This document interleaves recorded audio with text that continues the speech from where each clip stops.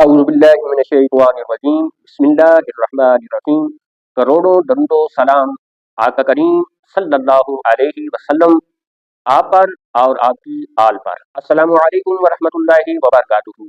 پیارے ناظرین، 15 کام ایسے ہیں اگر آپ ربیع الاول کے اندر ان کاموں کو کر لیتے ہیں تو وہ رزق کو گھر کے اندر کھینچ کر لاتے ہیں۔ ربیع الاول کا یہ مہینہ رحمتوں اور برکتوں کا مہینہ ہے۔ اگر آپ دن رات محنت کرتے ہیں لیکن پھر بھی گھر میں برکت نہیں ہوتی، رزق کی تنگی رہتی ہے، تو یاد رکھیں کہ خرابی آپ کی محنت میں نہیں بلکہ برکت کے اسباب میں ہے۔ آج ہم قرآن کے اصولوں کے مطابق اور نبی کریم صلی اللہ علیہ وآلہ وسلم کے فرامین مبارکہ کی روشنی میں آپ کے سامنے وہ 15 کام اور راز رکھنے جا رہے ہیں جو رزق کو مقناطیس کی طرح گھر میں کھینچ کر لاتے ہیں۔ ان میں سے کچھ کام تو ایسے ہیں جنہیں کرنے میں صرف اور صرف 2 منٹ لگتے ہیں، لیکن ان کا ایسا غیبی کرشمہ اور انمول فیضان ہوتا ہے کہ انسان کی نسلیں بیٹھ کر کھاتی ہیں، عقلیں حیران رہ جاتی ہیں، انسان دنگ رہ جاتا ہے کہ یہ رزق مجھے کہاں سے مل رہا ہے۔ تو آئیے جلدی سے میں آپ کو 15 کام بتا دیتا ہوں۔ نمبر 1، استغفار۔ استغفار صرف گناہوں کی معافی نہیں بلکہ رزق کا تالا کھولنے کی چابی ہے۔ قرآن پاک کے اندر سورہ نوح کی آیت نمبر 10 اور 12 کے اندر اللہ تبارک و تعالی فرماتا ہے کہ اپنے رب سے معافی مانگو، وہ تم پر آسمان سے موسلا دھار بارش برسائے گا اور تمہاری مال اور تمہاری اولاد میں ترقی دے گا۔ ایک بزرگ گزرے ہیں امام حسن بصری رحمۃ اللہ علیہ، آپ کے پاس کوئی شخص بھی آتا، ہاں کوئی مسئلہ لے کر آتا اولاد کا، رزق کا، تو آپ اس کو صرف ایک ہی وظیفہ بتاتے، استغفار کی تلقین فرماتے۔ اور دوسرے نمبر پر ربیع الاول میں کثرت سے درود شریف پڑھنا۔ ربیع الاول کے اندر حضور اکرم نبی محتشم صلی اللہ علیہ وآلہ وسلم کی ولادت با سعادت کا مہینہ ہے۔ اس مہینے میں حضور صلی اللہ علیہ وآلہ وسلم پر کثرت سے درود بھیجنا یہ رزق کی تنگی اور تمام پریشانیوں کا واحد حل ہے۔ حدیث پاک کا مفہوم ہے کہ جو شخص مجھ پر کثرت سے درود بھیجتا ہے اللہ تعالیٰ اس کے تمام غموں کو دور فرما دیتا ہے اور اس کے رزق کا ضامن بن جاتا ہے۔ اور نمبر 3، صلہ رحمی، یعنی رشتہ داروں سے اچھا سلوک کرنا۔ رشتہ داروں خاص طور پر جن سے ان بن ہو، ان کے ساتھ اچھا سلوک کرنا، اچھا برتاؤ کرنا، ان کی مالی مدد کرنا، ان کے دکھ سکھ میں ان کے کام آنا، یہ رزق کو بڑھانے کا تیز ترین ذریعہ ہے۔ صحیح بخاری کی حدیث ہے، آقا کریم صلی اللہ علیہ وآلہ وسلم نے فرمایا جو شخص یہ چاہتا ہے کہ اس کے رزق میں کشادگی ہو جائے، رزق کی تنگی اس کی دور کر دی جائے اور اس کی عمر میں برکت ہو جائے، یعنی لمبی عمر ہو جائے، طویل عمر ہو جائے، اسے چاہیے کہ وہ صلہ رحمی کرے، رشتہ داروں سے اچھے تعلقات رکھے۔ نمبر 4 پر بات کرتے ہیں صدقہ و خیرات۔ دنیا کا قانون ہے کہ دینے سے مال کم ہوتا ہے، اللہ کا قانون ہے کہ صدقہ دینے سے مال 10 گنا بڑھ جاتا ہے، واپس آتا ہے۔ قرآن پاک میں ہے کہ اللہ تبارک و تعالیٰ سود کو مٹاتا ہے اور صدقات کو بڑھاتا ہے۔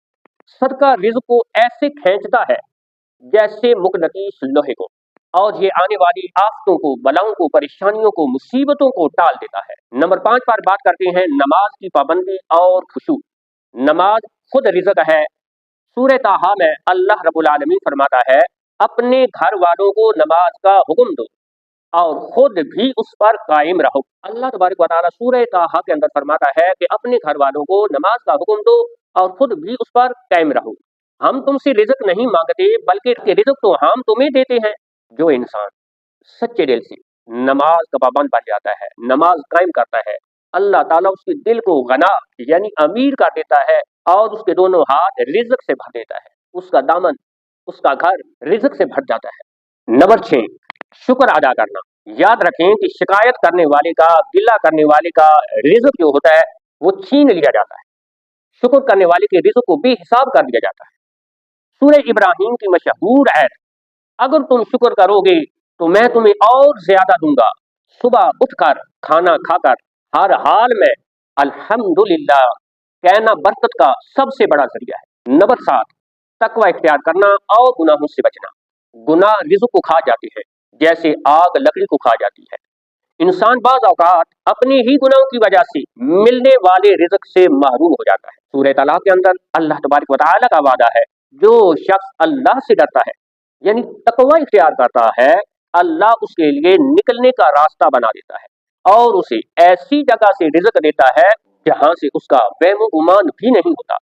और नंबर 8, लेन देन में अमानतदारी और सच्चाई। कारोबार में या नौकरी में हेरा फेरी, झूठ बोलना, ये बरकत को जड़ से खत्म कर देते हैं।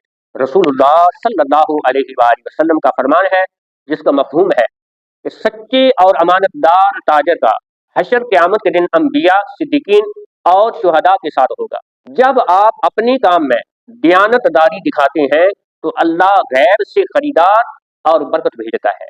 9 नंबर पर वालिदैन की खिदमत और दुआ। वालिदैन के चेहरे को मोहब्बत से देखना इबादत है, मकबूल हज का सवाब है। जिनके वालिदैन उनसे राजी और खुश हैं, उनके घर में कभी रिज़्क की तंगी नहीं आती, तंगदस्ती नहीं आती, गुर्बत नहीं आती, फक्र फाका नहीं आता। वालिदैन की दुआ सीधी अर्श पर जाती है और इंसान की तकदीर और रिज़्क के फैसले बदलवा देती है। अपने वालिदैन की खिदमत करें, उनकी खिदमत का हक अदा करें, उनसे हुस्ने सुलूक करें, अच्छा बर्ताव करें। नंबर 10, मेहमान नवाजी करना। मेहमान जब घर आता है तो अपना रिज़्क अपने साथ लेकर आता है। इस्लामी तालीमात के मुताबिक मेहमान नवाजी से घर में खैर व बरकत नाज़िल होती है और मेहमान जब घर से रुखसत होता है तो उस घर वालों के गुनाह और बलाएं अपने साथ ले जाता है। ये भी घर में बरकत लाने का बहुत बड़ा जरिया है, मेहमान नवाजी करना। नंबर 11, घर में दाखिल होते वक्त सलाम करना और सूरह इखलास पढ़ना। ये हुजूर अकरम सल्लल्लाहु अलैहि वसल्लम का बताया हुआ एक नहायत खूबसूरत और मुजर्रब नुस्खा है। आप सल्लल्लाहु अलैहि वसल्लम ने एक सहाबी से फरमाया था कि जब अपने घर में दाखिल हो तो घर वालों को सलाम करो, खा घर खाली ही क्यों ना हो, और उसके बाद एक मरतबा सूरह इखलास पढ़ लिया करो। इस अमल की बरकत से उस सहाबी का रिज़्क इतना बढ़ गया कि उन्होंने अपने पड़ोसियों की मदद करना शुरू कर दी। नंबर 12, सुबह के वक्त जल्दी उठना और काम का आगाज करना। हुजूर अकरम सल्लल्लाहु अलैहि वसल्लम की उम्मत के लिए ये एक खास दुआ है। आप सल्लल्लाहु अलैहि वसल्लम ने फरमाया, अल्लाहुम्मा बारिक ली उम्मती फी बुकूरिहा, ए अल्लाह मेरी उम्मत के लिए उनके सुबह के वक्त में बरकत अता फरमा। यही वजह है कि फजर के बाद सोना रिज़्क की तंगी का बाइस बनता है। जो लोग सुबह की नमाज के बाद फिर सो जाते हैं तो वो याद रखें, या सुबह के वक्त उठते ही नहीं, तो अल्लाह के रसूल सल्लल्लाहु अलैहि वसल्लम के फरमान को सामने रखते हुए सोचें कि अल्लाह के रसूल ने किन लोगों के लिए दुआ की है जो सुबह के वक्त जल्दी उठ जाते हैं। तो जिनके लिए अल्लाह के रसूल दुआ करते हैं तो उनके घर में खैर बरकत क्यों नहीं नाज़िल होगी। तो इसलिए नाज़रीन, सुबह जल्दी उठने की कोशिश किया करें, सुबह जल्दी उठा करें, नमाज पढ़ा करें, अपने कारोबार या काम का आगाज सुबह सवेरे किया करें। सुबह जल्दी उठकर अपने कारोबार या काम का आगाज करने वाले के माल में अल्लाह गैबी बरकत डाल देता है, तो इसलिए सुबह सवेरे जल्दी उठा करें। नंबर 13, हलाल रिज़्क पर कनात करना और हराम से बचना। हराम का एक लुकमा भी 40 दिन की दुआएं कबूल होने से रोक देता है। एक लुकमा, तो जहां हराम होगा वहां अल्लाह की रहमतें बरकतें कहां से आएंगी, वहां बरकत उस घर में कैसे आ सकती है, और घर की तमाम बरकत उड़ा ली जाता है एक लुकमा हराम का। आज लोग कहते हैं कि बस रिज़्क आना चाहिए, दौलत आनी चाहिए, हाँ किस तरीके से भी आए, हाँ किसी भी तरीके से आए, तो फिर रोना रोती हैं कि घर में बरकत नहीं, जितने भी कमा लें बस पता ही नहीं चलता पैसे का। तो पैसे का पता कैसे चलेगा जब हराम का एक लुकमा भी इंसान के अंदर चला जाए। तो 40 दिन की इबादत, 40 दिन की दुआओं को वो रोक देता है, घर में बरकतें नहीं आती। तो जिसका खाना, जिसका पीना, जिसका पहनना हराम का हो, बच्चों की परवरिश हराम के पैसे से हो, तो वहां बरकत कैसे आ सकती है। तो हराम से अपने आप को बचाओ।